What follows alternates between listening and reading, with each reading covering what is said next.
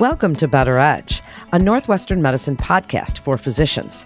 I'm Melanie Cole, and today we're highlighting the forensic psychiatry program at Northwestern Medicine, bringing clinical knowledge to the courtroom. And joining me today is Dr. Chandrika Shankar. She's an associate professor of forensic psychiatry and general psychiatry in the Department of Psychiatry and Behavioral Sciences at Northwestern Medicine. Dr. Shankar, thank you so much for joining us today. I want to jump right in with a working definition. What is forensic psychiatry? Thank you so much for having me, Melanie. Forensic psychiatry is a specialized area of psychiatry that focuses on the intersection between mental health and the law. Forensic psychiatrists are medical doctors who've completed training in psychiatry and then specialize in forensic work. So just like child psychiatrists or geriatric psychiatrists or addiction psychiatrists, but they focus on helping and evaluating individuals involved in legal cases, assist the attorneys and courts understanding how mental illness impacts their behavior, decision-making, legal responsibility, and so forth. Wow, what a fascinating field you're in. So how has it evolved over the past decade? What do you see as the most significant contributions to the legal system? And tell us just a little bit about what you do every day. So the question is about how forensic psychiatry has evolved. The big shift has been to do with the evolution of psychiatry itself and the integration of neuroscience and data-driven risk assessment tools into forensic evaluations. We now have more sophisticated ways to assess things like criminal responsibility, competency to stand trial, and future risk of violence. Our day-to-day task really depends on the type of evaluations we are doing. For example, forensic psychiatrists or I perform both criminal and civil evaluations as well. Criminal would entail competency to stand trial. This is to see whether someone is mentally fit to participate in their own defense. We also do evaluations for criminal responsibilities to see if they were insane at the time of the crime. In those instances, I may have to go to a correctional facility to meet with the individual to do an in-person evaluation. At times, it can be done virtually. I have meetings with attorneys. I have a lot of records to review, including their mental health history, how they're doing in the jail system, some of the childhood evaluations as well. And then part of the data collection is also talking to families who know these individuals really well. And then if the attorney and the individual decide to move forward, then it may be in completing a report and compiling all of this data into a narrative and answering the specific question that the attorney or the legal court is asking us to do. There's also the civil cases, which include capacity to make decisions, like writing a will, or is the individual able to make health decisions or financial decisions? Fitness for duty, for example, a police officer, can they return to work? Or a teacher, can they resume their responsibility in the classroom? These evaluations, I don't have to go to jail, fortunately. Most of the time, the individuals come to us, into our office, where we do an assessment. But the crux of the work is sort of the same. It's compiling all the data and then preparing a report that would be helpful for the attorney in coming to a conclusion of the matter. Wow, how cool are you? So, how do you approach translating complex psychiatric concepts into language? Because not everybody has the same language that you do, for judges and juries and attorneys, that they can understand without losing that clinical accuracy, and something that's clear and useful for the courts and for legal professionals. We are often asked to explain nuanced mental health concepts to people who don't have medical training. But the way we view it, it's the same as when we are talking to patients or their families. We have to really break it down and explain what is going on in a way that they can follow and understand. So clarity and precision is key.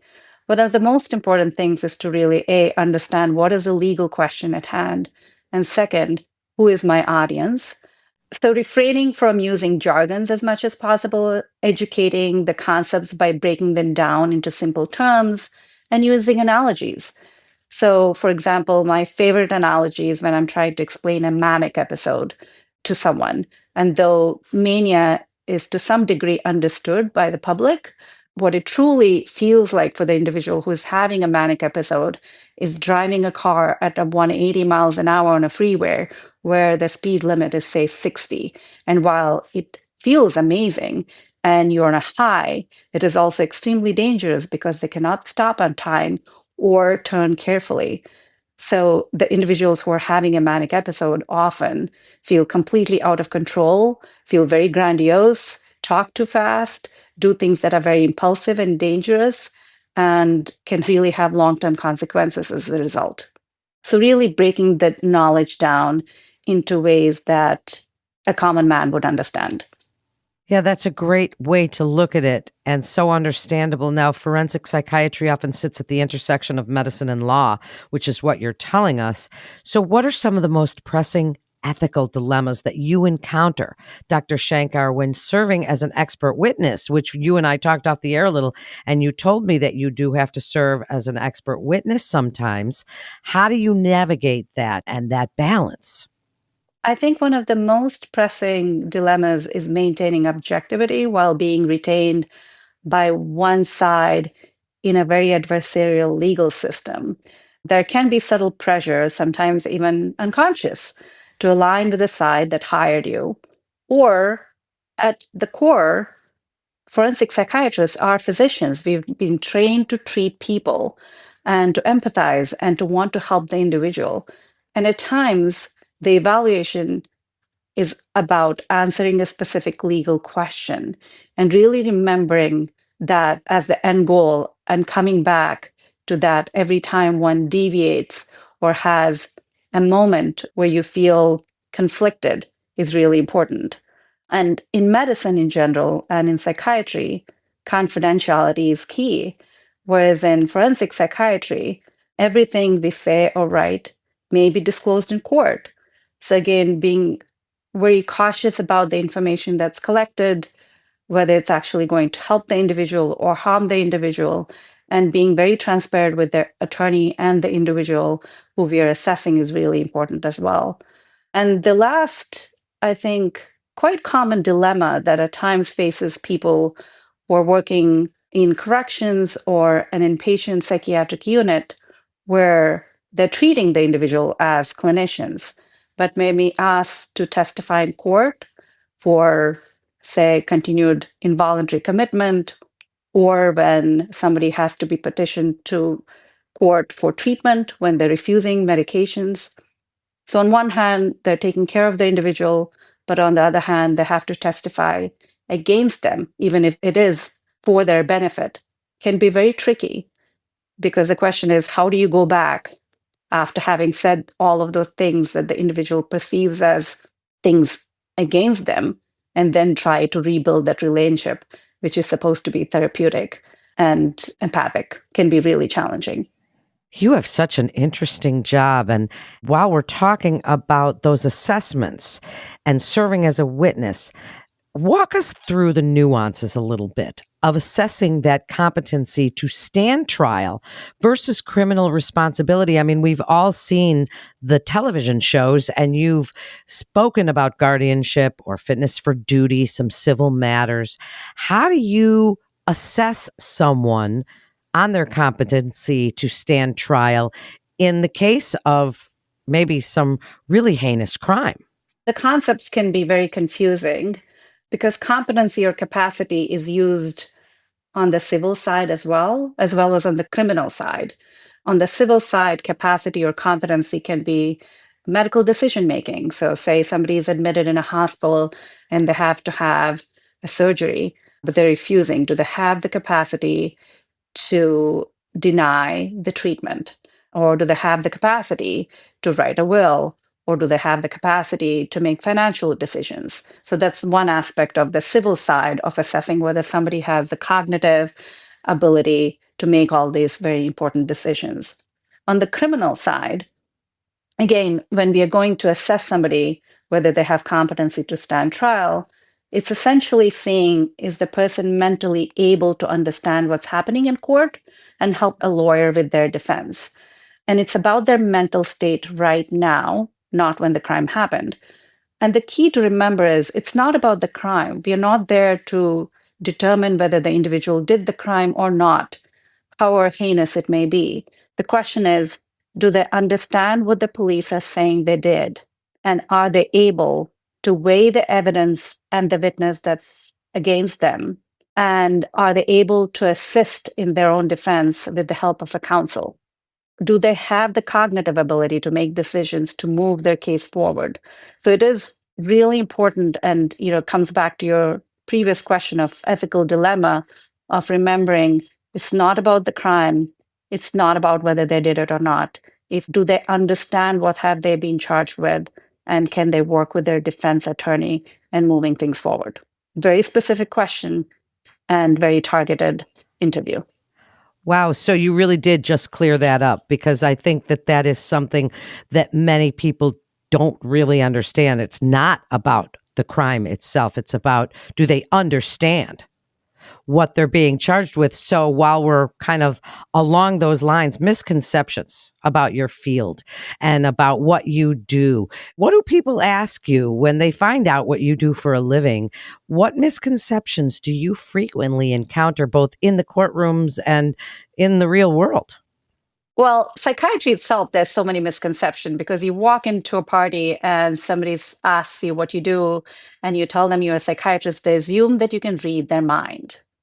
And the first joke that I always hear is, oh, we need to be careful what we say in front of you. In forensic psychiatry, a lot of time people assume that it's forensic pathology for some reason. They assume that it has to do with dead bodies. And then they realize that we work with criminals. They assume that it's dangerous.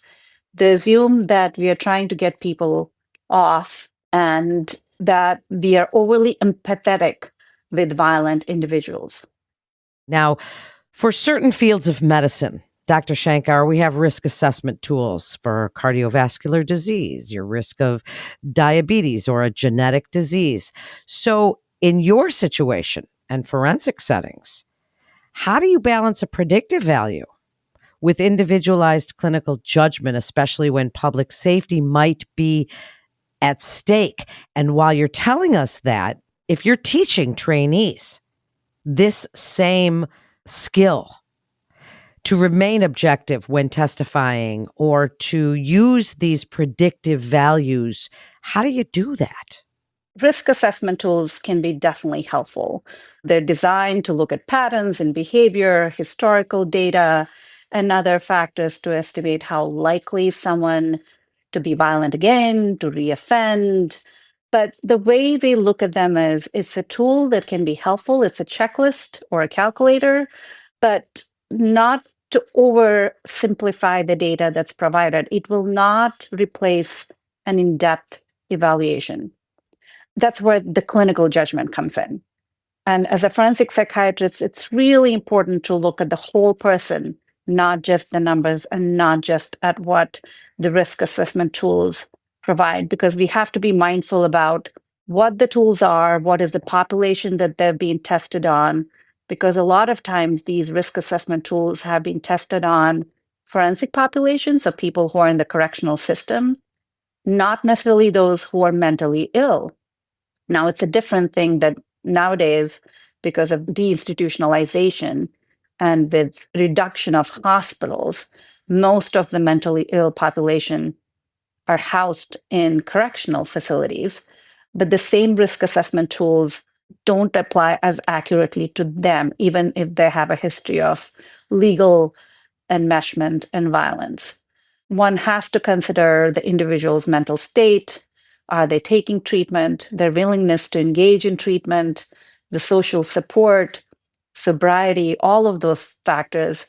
Whereas risk assessment tools sometimes mostly focus on historical data, which can be helpful and which can be used as a guide, but cannot replace an in-depth assessment at all. So when we are training our fellows or medical students and residents, we try to highlight the fact that to use the risk assessment tools as a guide, but it should not prevent you from seeing the individual, doing an in-depth record review, contacting collateral, and building a full case as you would otherwise. Well, so that's not only that clinical judgment, but the experience of the forensic psychiatrists, such as yourself. So you've been doing this and you're an expert.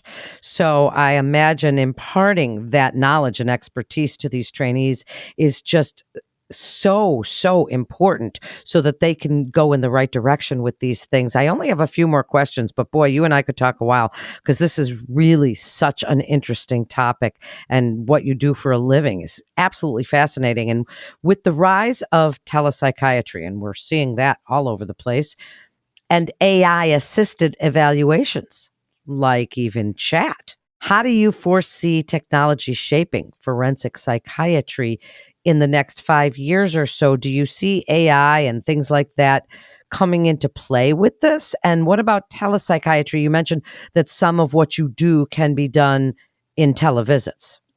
That's a very complex developing area now. Technology has already reshaped how we practice and how we do things, especially post pandemic. Things have shifted in a very, very big way. And the next 5, 10 years, who knows how it'll transform even further. But let's start with a simple one, I guess telepsychiatry, because it's been there for a while and is very well established now. It's really game changing in many ways, especially in rural and underserved areas. But it doesn't entirely replace the importance of a nuanced in-person evaluation because there's certain subtle things that are just not captured on camera. And plus, at times, the in-person assessment allows you to build a relationship that's just missing when you do it on the screen. However, it does allow people access. So courts and correctional facilities don't have to spend a lot of time now waiting to have an in-person appointment. They don't have to transfer or transport an individual long distance for an evaluation. And this means faster assessments, reduced costs, better continuity of care. So there are a lot of advantages to telepsychiatry, which I think is here to stay. AI now and AI assisted evaluation is still growing and developing and remains to be seen how it will evolve over the years. It helps us analyze patterns in behavior, maybe predict risk, and it has created some algorithms that can sift through large volumes of data because part of our work is really reviewing copious amount of records such as mental health history, criminal history, psychological testing, treatment, all of that. And AI can be very helpful and quick in just reviewing all of that information very quickly and compiling information. But the question is, it's so fast growing and still so much is unknown whether this technology is going to be fair and unbiased. Because ultimately, the human component, the clinical judgment, the empathy, the ethical reason remains essential to our assessment and is not there yet. Will it be there in 5, 10 years? Maybe, but remains to be seen. So again, helpful tool, but we need to be cautious. Well, it still needs that personalized expert, as you said, and the empathy and the compassion and the critical thinking skills that you must possess in so many ways. So, as we wrap up, Dr. Shankar, for psychiatrists, psychologists, anybody who's interested in forensic work, what are some of the core competencies or mindset shifts that are essential for success in this unique arena for people that might be interested? What advice would you give them about developing those necessary skills and resilience to succeed in forensic psychiatry? At the core of it, I remember my fellowship program director saying, in order to be a good forensic psychiatrist or an expert, or even a forensic psychologist, I think it applies to them as well, is to be a good clinician first. You have to be just a good, solid psychiatrist or a psychologist. And then to be very aware, curious about the differences in the role, that the role is not therapeutic. In forensic work, you're not treating the person, you're evaluating them for a legal purpose. And that means our primary duty is to the legal question at hand and keeping that at the forefront. Being objective, being comfortable sitting in the gray or sitting in the middle of an adversarial system, knowing when to say no, being aware that this will create a conflict or I may not be able to objective, and to recognize that maybe this is not the case that I'm able or willing to do. We often can say no to patients, but in this case, it's even more imperative that we understand where we are emotionally or whether our subconscious will impact our ability to do objective work. And have curiosity about the legal literature. Again, we don't have to be lawyers because thankfully we work with attorneys, but to have some understanding about the legal standards and being very aware of the ethical boundaries, like we talked about confidentiality and the dual role complexity that some settings may present with. But it is a fascinating field. It never gets boring, and you get to work with some of the greatest minds. And the individuals that we work with are equally interesting, compelling stories, and it's extremely gratifying. So I encourage anyone who is interested to apply and ask questions. It must be so rewarding to bring that clinical insight into the legal process and see your work influence both patient care and justice outcomes. Thank you so much for joining us today, Dr. Shankar, and sharing your unique and incredible expertise for other providers today.